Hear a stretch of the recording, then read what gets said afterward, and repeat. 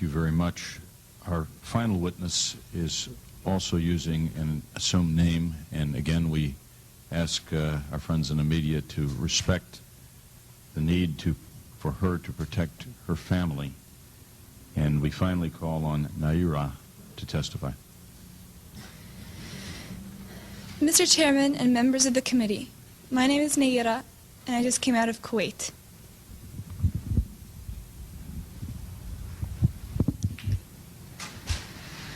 My mother and I were in Kuwait on August 2nd for a peaceful summer holiday. My older sister had a baby on July 29th, and we wanted to spend some time in Kuwait with her. I only pray that none of my 10th grade classmates had a summer vacation like I did.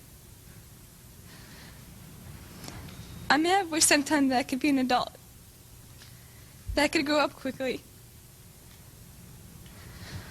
What I saw happen to the children of Kuwait and to my country has changed my life forever. It has changed the life of all Kuwaitis, young and old. We are children no more. My sister, with my 5-day-old nephew, traveled across the desert to safety. There was no milk available for the baby in Kuwait. They barely escaped when their car was stuck in the desert sand, and help came from Saudi Arabia. I stayed behind and wanted to do something for my country. The second week after an invasion, I volunteered at the Al-Adan hospital with 12 other women who wanted to help as well. I was the youngest volunteer. The other women were from 20 to 30 years old. While I was there, I saw the Iraqi soldiers come into the hospital with guns. They took the babies out of the incubators, and left the children to die on the cold floor. It was horrifying. I could not help but think of my nephew, who, if born premature, might have died that day as well. After I left the hospital, some of my friends and I distributed flyers condemning the Iraqi invasion until we were warned we might be killed if the Iraqis saw us. The Iraqis have destroyed everything in Kuwait.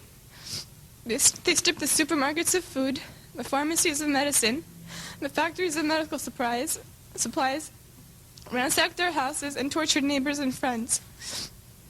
I saw and talked to a friend of mine after his torture and released by the Iraqis. He is 22, but he looked as though he could have been an old man.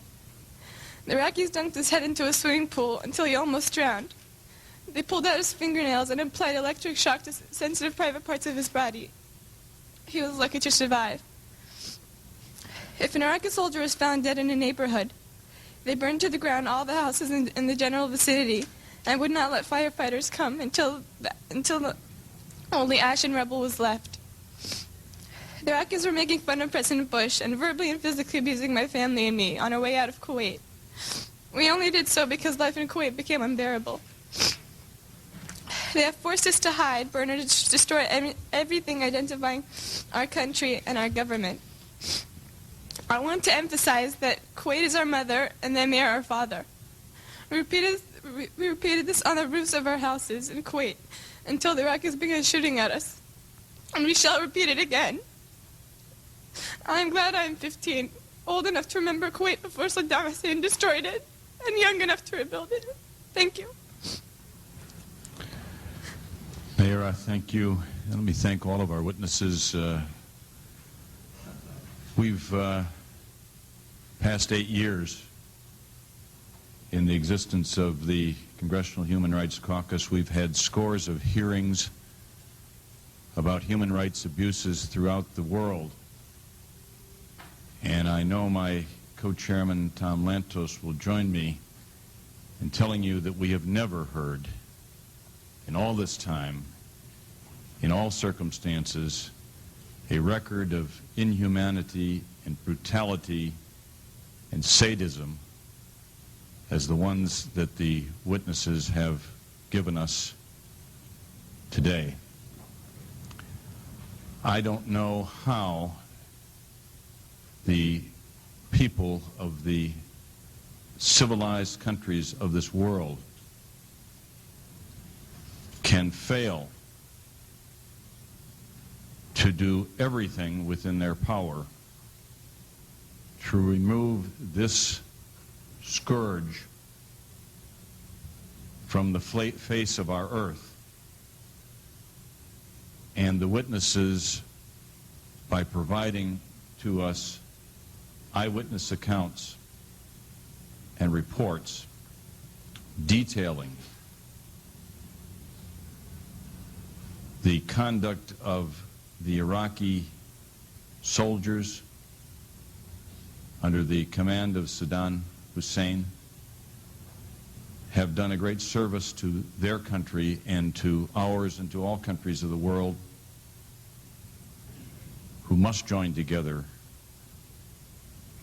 and take whatever action may be necessary to free the people of Kuwait from this aggression and brutality. Tom Lantos.